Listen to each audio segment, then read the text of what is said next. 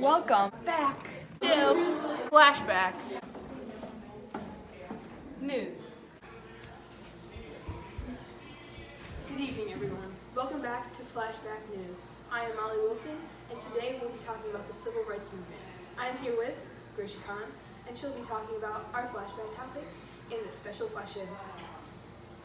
Thanks, Molly. Today's flashback topics are the Fair Deal, Brown versus Board of Education, Montgomery bus boycott, consumer culture, New Frontier, JFK assassination, the Great Society, Civil Rights Act of 1964, MLK March on Washington, the Malcolm X, Warren Court Roe versus Wade. Today's special question is the Great Society necessary to create a better society?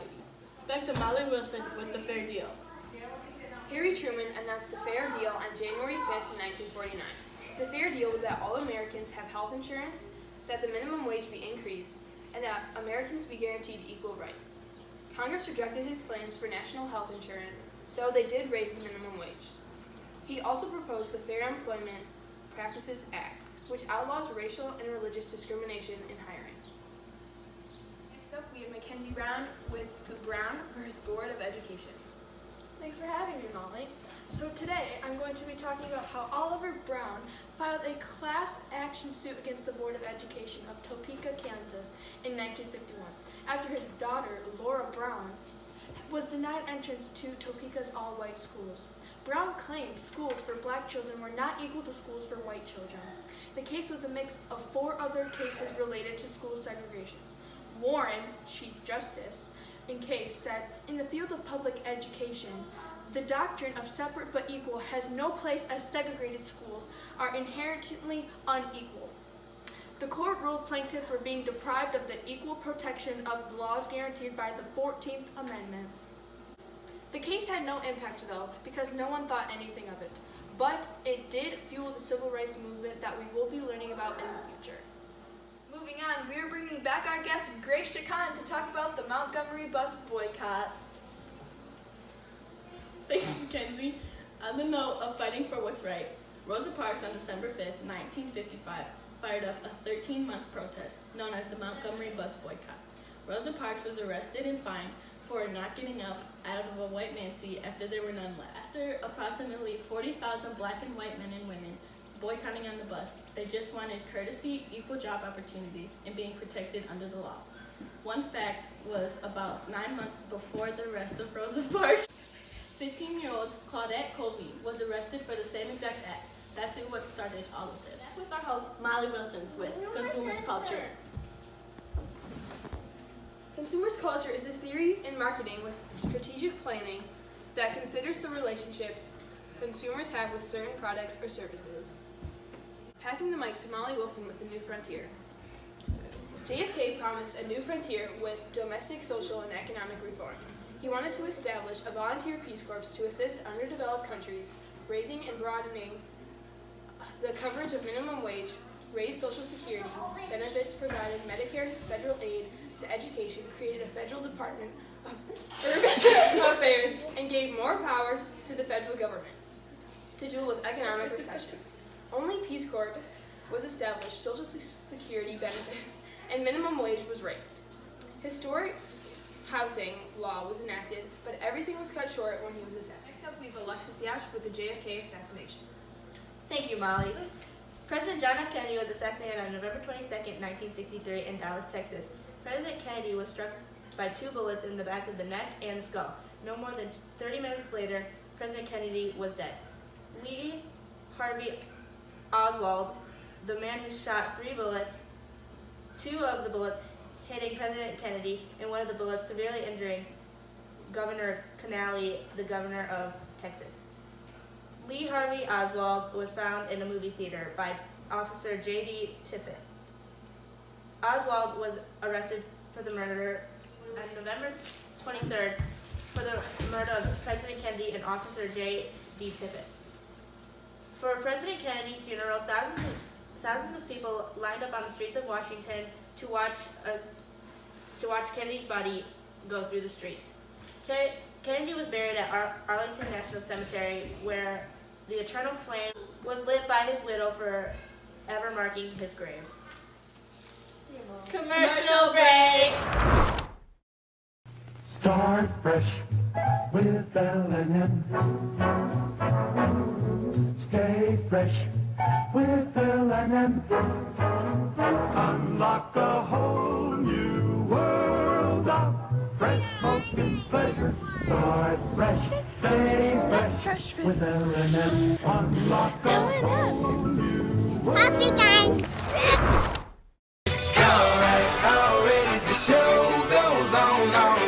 Welcome back to Flashback News. Next up is Grace Chapin with the Great Society. Thanks, Alexis. The Great Society is a set of domestic programs created by Lyndon B. Johnson. The Great Society is necessary to create a better society because it achieved some key reforms and started important programs which had a lasting effect on our society, like Medicare and Medicaid. Passing it on to Madison Luby of the Civil Rights Act of 1964. Alright, continuing on from that.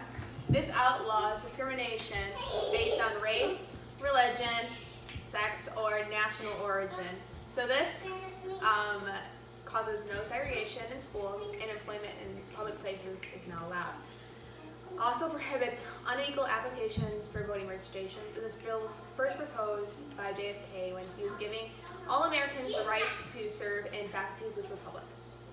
Continuing on with the segment, we have Alexis Yatch back here to talk about the March on Washington. Thank you, Madison. March on Washington was a massive protest march that occurred on August 28, 1963, when about 2,500 people in front of the Lincoln Memorial in Washington, D.C. The march was to bring attention and to continue changing and equality the African Americans faced. The march was where Martin Luther King Jr. gave his famous I Have a Dream speech. In mid-1950s, a young civil rights leader known as Martin Luther King Jr. proposed to Randolph, another leader of the civil rights movement, for a massive march on Washington in 1957. John F. Kennedy met with the civil rights leader before the march, voicing his fears that the march will end in violence.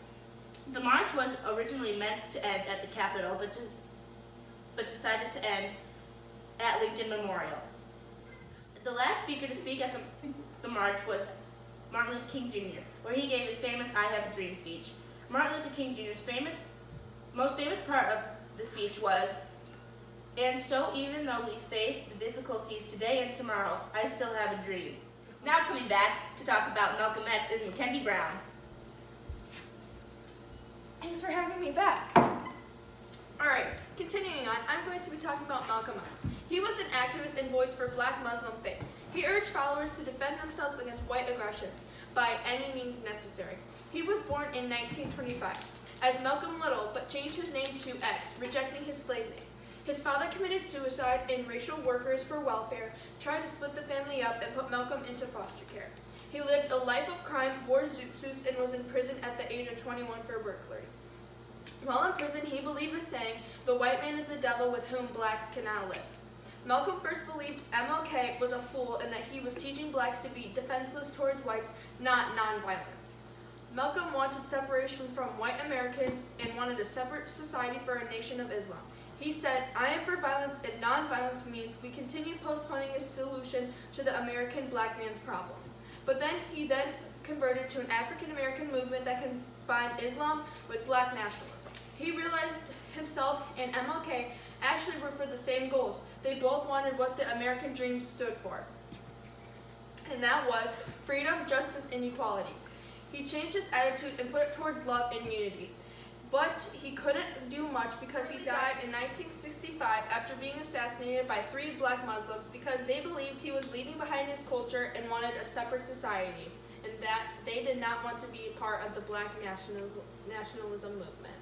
Continuing on, we have Madison Luby talking about not one, but 2 topics, Warren Court and Roe versus Wade. Alright, so starting off, we'll be talking about the Warren Court. Earl Warren came in as the next Chief Justice after Fred M. had passed away. Warren, during his time, expanded civil rights, civil liberties, and judicial power and federal power. cases such as Brown versus the Board of Education, Roe v. Wade, took place in Warren's court. Now, speaking of Roe and Wade, we're going to go on. Case had to deal with the idea of abortion. This talks about the right to access a safe and legal abortion. Supreme Court decided during the Roe v. Wade case on January 22nd in 1973 that with the 14th Amendment for fundamental rights, an abortion would be legal.